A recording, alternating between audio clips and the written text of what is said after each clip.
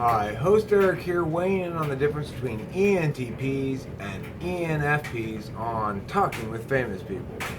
Yes, I have my opinion about this, and it's derived from the fact that I feel as though people don't understand these functions as the mechanical pivots that they are, which is to say, they exist in pivot against or with other cognitive functions that operate to the contrary purpose, okay?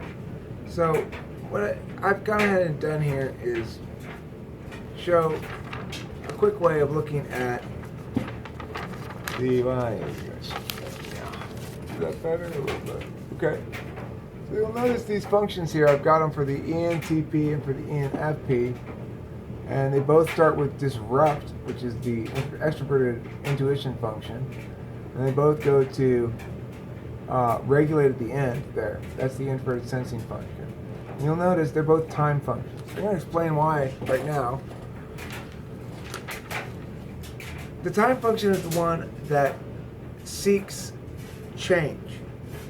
And the space function is the one that seeks order. So let's start with intuition. Extroverted intuition is the time function. Introverted intuition is a space function. Why? Because extroverted intuition is like mutation, and introverted intuition is like dichogamy.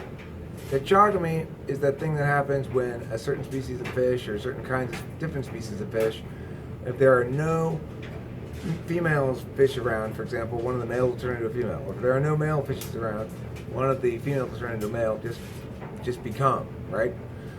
That's adaptability at the space level, where it's a matter of discovering the adaptation, whereas extroverted intuition is a matter of creating the adaptation, the solution of the problem, okay?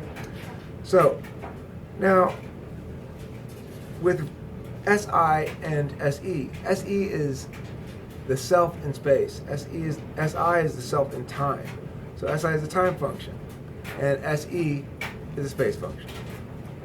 We're talking about emotions, feelings. FE is the time function because you are assuming that other people out in the world are static and that you can change them. Okay? That's the thing. The key quality of a given function is what do you assume is static and that you can therefore change, and what do you assume is moving and that you therefore need to lock down. All right? So with feelings, the introverted feeling is the space function. The introverted feeling represents the function of stay. It is resistance. It is the counterbalancing force vector in the perspective universe, which is comprised of these 8 perspectives and 16 types. So we're looking now at the stay function, and we see that for the ENFP, they assume stasis regarding problems, namely with their intuition, and that it needs, that's not right. Oh yeah, it is right. My bad. Okay, so they assume problems are static and that they can address them. That aspect of the life, they see some social injustice or something, they'll say, hey, this exists and I can change it. And it exists in a static way that allows me to find some angle to attack it. If it's constantly changing form and shape and being something different in any given moment, or if you're accepting the reality of it, which is something like a social injustice issue like homelessness, for example. People who feel passionately, like your ENFPs, are going to approach that problem by focusing first and foremost and not ever really being able to get around the fact that it's very deeply unfair that these people are homeless. And if something is deeply unfair, they intuitively seem to believe, then it naturally follows that someone must be committing that unfairness. But that's not the case. And it's not necessarily someone to blame. And there's not necessarily anything we can do that doesn't undermine individual autonomy in such a way that it causes more harm than good. So all of you, those of you who have introverted intuition, and in general, anyone who has FI, be very cautious. Be very, very cautious. Remember that the fact that someone got hurt is not the deciding factor on whether someone's right or wrong, okay? And this is the quickest, cleanest explanation of the difference between ENTP and ENFP I've ever heard. It is this. When ENTP is wrong, or suspects he may be wrong, he looks back to find correctness or incorrectness in what he was saying. He looks back to find correctness, for example, with what he was saying, with what he actually believed or felt. That's something I have to do a lot. I was saying all this shit. Do I actually believe that? I have to actually step back and look now. Do you want to believe that? Oh, I don't believe that at all. Huh? That's just bullshit. Huh? I hope those people didn't take it too seriously. I honestly don't know sometimes until after the fight's over whether I believe what I'm saying or not. So that's a tough thing to deal with sometimes, and that's the way that we figure out if we were. One of the things we check against is that, how we actually feel about it. One of the ways we check against it is by walking down the deductive chains. When I say how we actually feel about it, I guess what I mean is what we actually think about it. If we are being totally detached, what do we think about it? And the answer should be the truth. If we're being totally detached and we're capable of walking all the argumentation vectors down to the end, then absolutely we should come up with a single truth. And there shouldn't be any disputing it, provided it reduces in that fashion. Not all truths do. Okay. ENFP, in contrast, is not going to adjudicate a problem like that. They're going to say, okay, was I in the right or the wrong? Did somebody get hurt? Did I hurt somebody's feelings? Oh, I did, and I was in the wrong and I feel bad. Well, great, that's wonderful. The problem is they apply it in every direction too, right? Like, well, so you hurt somebody's feelings, so you're in the wrong. No. Just because somebody got hurt could be a natural consequence of their own action. And it's not necessarily a bad thing. Alright, so let's look here again at these functions. And you're going to see another issue that's going to come up for the ENFP. It's going to make them a somewhat more difficult personality type to be, I think, probably. Or maybe more fun, I don't know. I know one, and she's super cool. Actually, I know a couple. I know several now that I think about it. They're all super cool. My policy coach is actually one, and being an ENFP does not make you dumb. You know that chick Heidi Freebie? She's an ENFP. She's a big internet Myers-Briggs person, and very good writer, very bright. She actually schooled me really badly one time. And I'll save that story for another day. But put it this way, I was in a highly vulnerable spot, making bad mistakes. So I'll save that story for another day. Anyway, the story of Heidi Freebie schooling me. But fuck Heidi Freebie, because I watched her videos and they suck ass. Anyway, I mean, look, I deserve being schooled and everything, so don't get me wrong. Let's look at this. This is the problem, though. Push. How do the ENFPs do their little mobilization of people? Well, they want to structure the outside world. They want to direct other people. They want to have their little march on Washington or whatever. They want to, save the whatever. And that's all well and good, but for the ENTP, it's fundamentally foul and disgusting to want to be a group. We just don't like groups. So, anyway, what I want to get at here is the way in which the ENFP and the ENTP will quickly start to fight if there's a conflict, okay? Which is, first of all, we're not going to like the way that ENFP evaluates problems. However, if they've been in debate, it's a different story. Then they've got the best of both worlds and they're super powerful. So it's a different story. They've been in debate because they've been forced to master the objective deductive analysis work first, and then they'll come back to their emotions later, and I don't know, would feel whatever it is they feel inside of their bosom or something. Oh, I'm feeling emotions. Anyway, that's a long So let's move quickly then. What I'm trying to get at here is also that this is going to offend the ENTP because the ENTP wants to disrupt first, then we render meaning from the disruption. So, bad way to go. I'm going to leap. What kind of damage did I do? Okay. Third step, get help. Who can help me clean up my mess? Nobody. Okay, fine. Fourth step, I'll clean it up myself. Regulate. I may have used this example before in a video. I think it's a good, quick way to express what the ENTP's mental processes are. Jump in and blow shit up.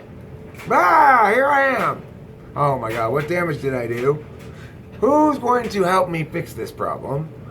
And then lastly, fix it yourself. Of course, look, that's a negative manifestation of it. A positive manifestation of it is you run in and say, I see what the problem here is. You need to blow this shit up. You do blow it up. It works because you're right. And the problem's fixed. And everyone's like, oh, we've been really pushing hard against him for like 6 months and he was totally right. I know. So, anyway, we are not going to like the fact they want to organize groups. And we're not going to like the fact that they're organizing groups of resistance, fundamentally. They are not directing their expert intuition towards meaningful productivity. They're focusing it towards defending that stuff, girly stuff, you know? I don't like it. I especially don't like that extrovert thinking function. The weird thing is, though, and I've read about this as well, for an ENTP, it's in the shadow function slot where we feel a great sense of achievement and accomplishment when we succeed in that area, but we don't consider ourselves to be doing that thing. And so I'm probably going to feel like, about it when other people do it, but I actually seem to do it very well, but I don't think that it's that. So in other words, I'm managing a squad of people, like young people, and getting to perform at a very high level.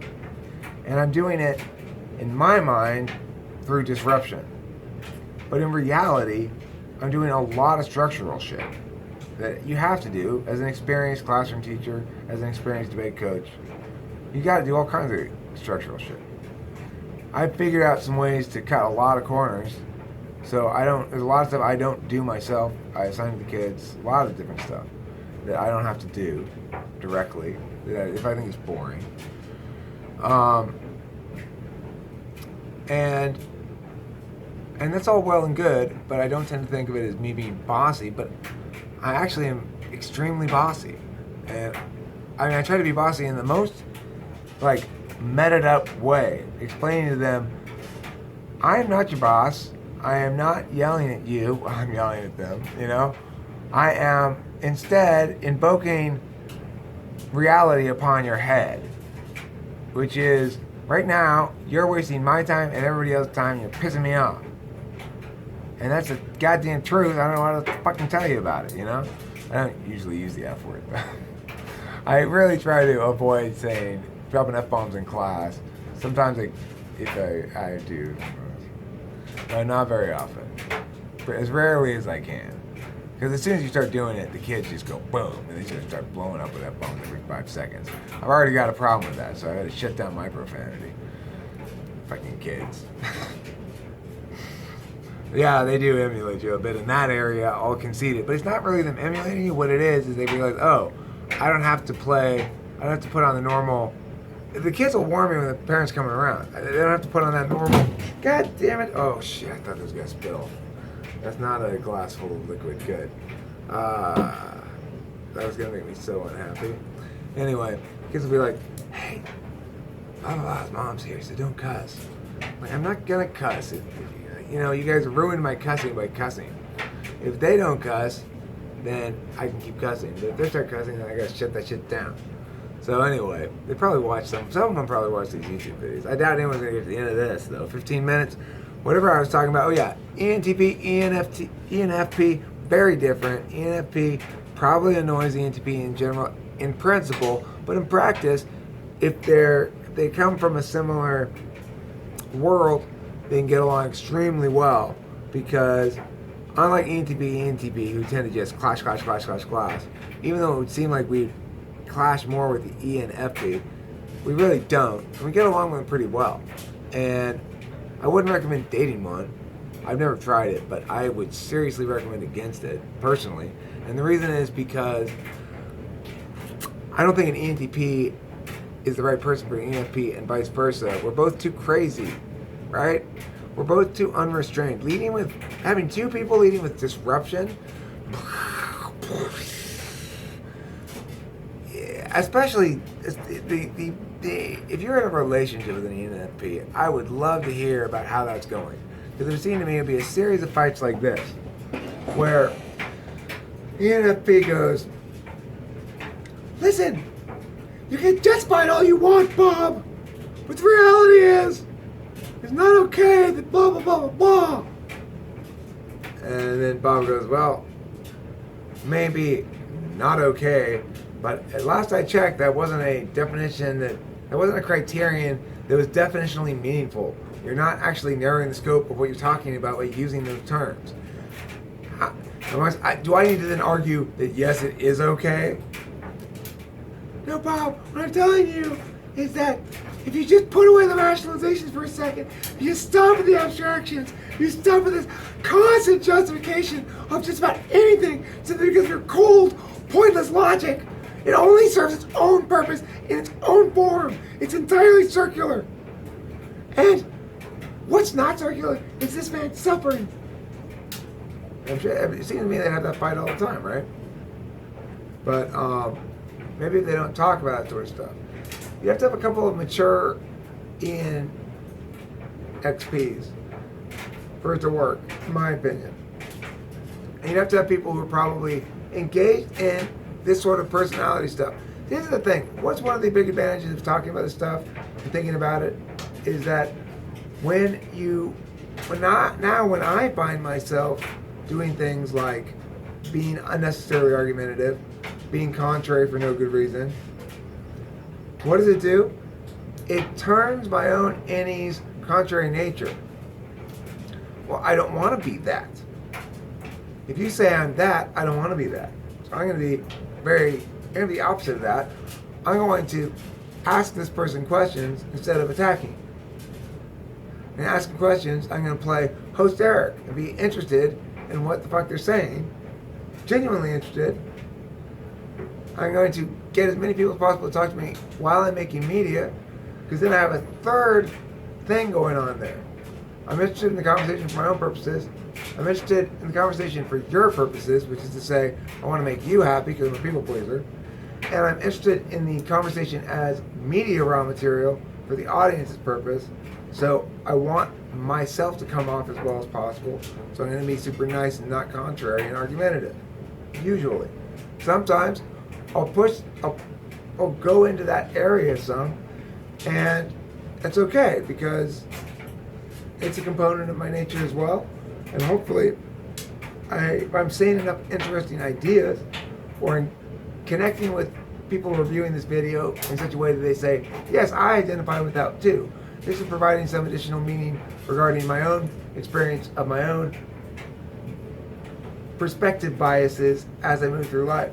And I find that useful to me in some way, or I make my own new meaning out of it, or whatever, then I've accomplished my goal of entertaining the viewer, of talking to this other person, and of talking to myself and having an interesting conversation. That's if I have a third person. When I don't, it's all about you and me, viewer. If you were entertained by this video, if you thought it was worthwhile and gave you some good insight or something, and you're still watching at 1930, well then, I'm very proud of myself, and thank you very much for watching, regardless. And if I could do that, then I have made a successful video. And that's it about ENTP and ENFP. Got a little off track there at the end there. Forgot what I was talking about. I'm still under 20 minutes though. I'm at 19:52. I got 8 seconds to just sort of relax here, settle in, get ready for a nap or something.